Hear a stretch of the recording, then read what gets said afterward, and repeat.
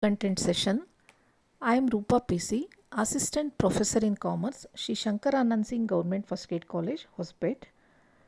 This is the 10th session of Cost Accounting 1 of BCom 5th semester, Vijayanagara Shri Krishnadevara University, Ballari. And this is the second session of Material chapter. So in the last session, we have understood what is material, its importance, material cost control and its need, advantages of material cost control, and we also understood the functions of purchase department and purchase procedure and the functions of storekeeper and store records, that is bin card and stores ledger. In this session, we will understand various stock levels. So they are reorder level, minimum stock level, maximum stock level, average stock level and danger level. And we will also understand what is EOQ, that is economic order quantity. So what is setting up of stock levels? Setting up of stock levels is very important to control the material cost. So fixation of stock levels is very important to avoid the overstocking and understocking of materials. Overstocking will block the capital and will increase the cost of carrying, and understocking will affect the production process. The storekeeper should have complete idea about different inventory levels. The various levels are set by taking into consideration the following points, that is the time involved in placing and procuring the material.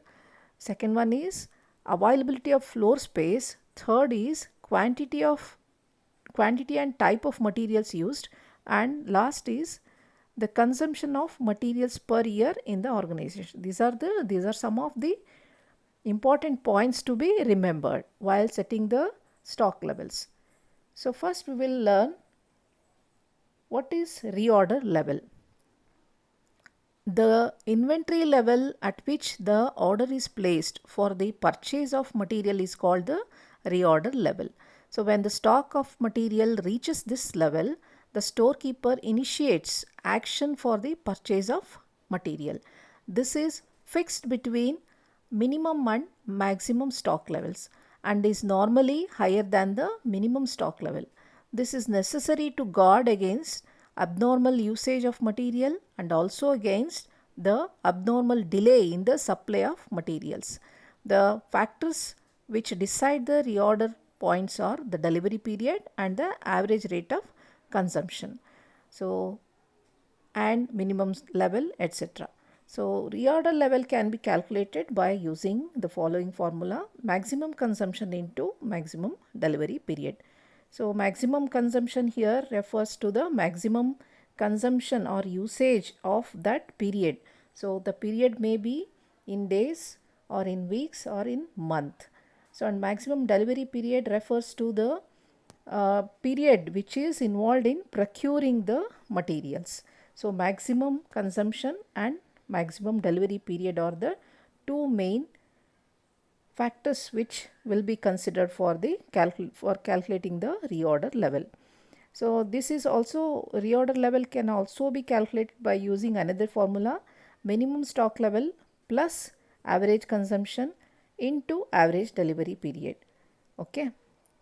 So what is this average consumption? Average consumption equal to minimum consumption, that is minimum usage, plus minimum consumption, maximum consumption, that is maximum usage, divided by 2. We will get the average.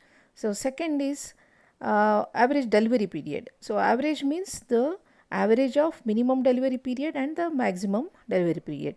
So these two are used when the reorder level formula is taken as minimum stock level plus average consumption into average delivery period. So next is minimum stock level.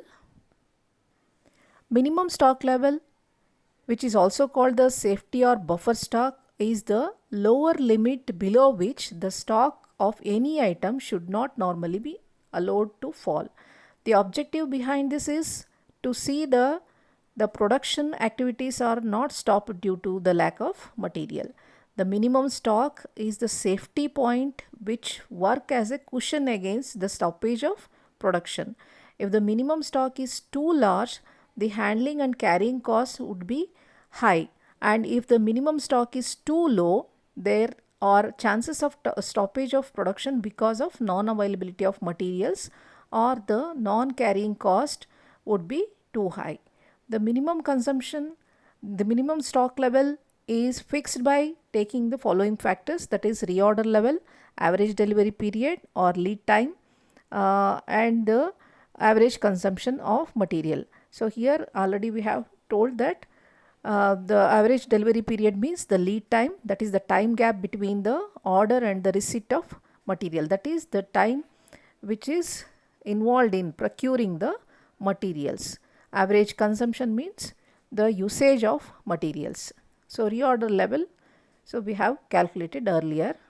The formula for minimum stock level is minimum stock level equal to RL, that is reorder level, minus average consumption, AC means average consumption, into ADP means average delivery period. Okay. So RL equal to reorder level, AC equal to average consumption, ADP equal to average delivery period or normal delivery period or lead time.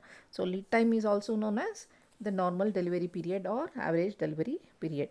So lead time is nothing but the time required to procure the materials. So if we are not given the normal delivery period, so we have to calculate by averaging the minimum delivery period and the maximum delivery period.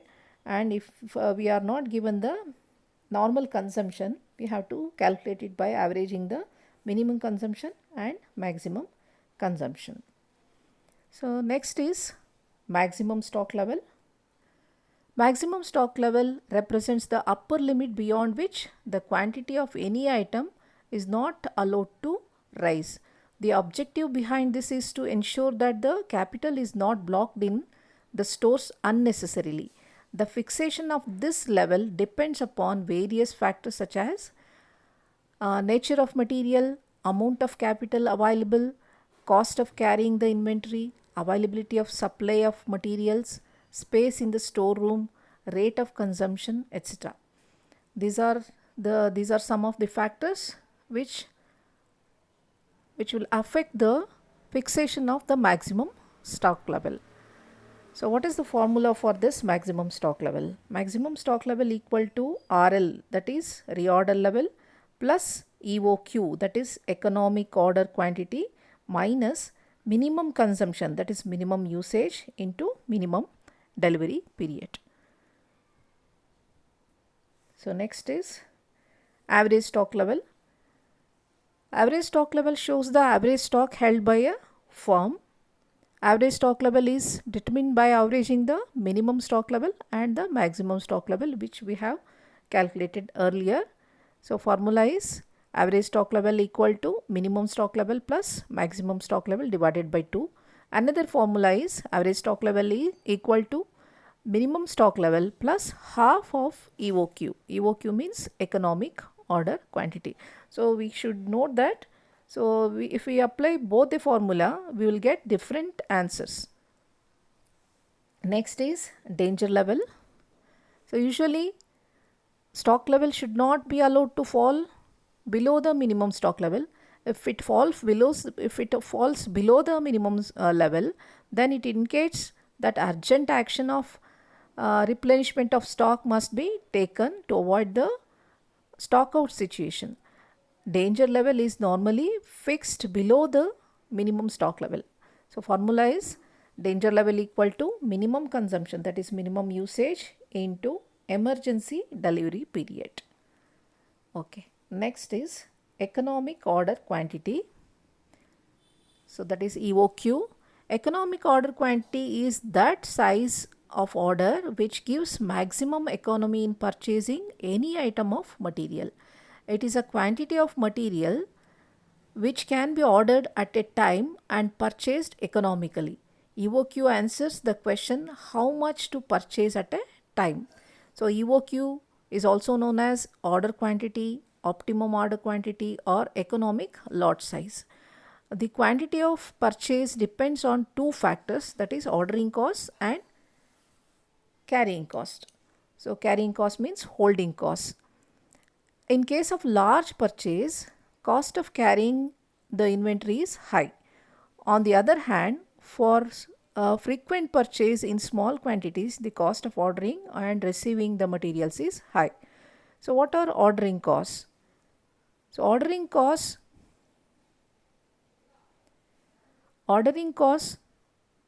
are those costs which are incurred to acquire the materials.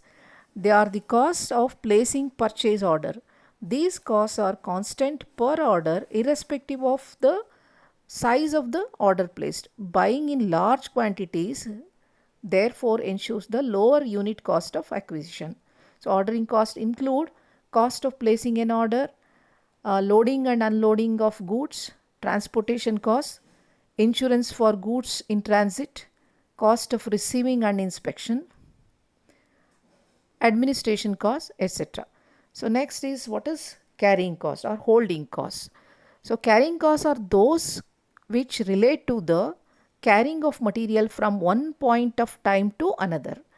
So these are the costs which a company pays various costs over time for holding and storing the inventory before it is sold or shipped to the customers. So carrying cost include interest on capital, cost of operating the stores, that is salaries, rent, stationery which are paid in the stores, property tax and insurance, deterioration and shrinkage of costs, shrinkage of stocks, risk and obsolescence, handling and transfer costs. So these are all the carrying costs which are involved in the holding of material for a long period of time. So the formula for EOQ is economic order quantity equal to square root of 2AO divided by C. So where 2 is constant, A equal to annual consumption in units. So that is the consumption or usage of material for a period of 1 year, that is annual consumption, that is in units or kgs or tons. So whatever may be the cost unit or unit. So annual consumption should be taken. So if we are given the consumption for month, we have to convert it for a year. So next is O, ordering and receiving cost per order. So C means cost of carrying per unit per annum. Here we have to see that the carrying cost should be per unit and per annum. So ordering cost must be per one order, and carrying cost must be per unit per annum. So from this we can also calculate the number of orders to be placed in a year. That is, so for 1 year how many orders should be placed. So number of orders to be placed in 1 year equal to annual consumption divided by EOQ. So we'll get the number of orders. So what is the importance of EOQ? So EOQ minimizes the wastages and stockouts. The concept of economic order quantity helps companies to minimize blocking excess money in inventory. At the same time, it indicates when to order to avoid any shortage and disruptions in the production or other process. So it helps.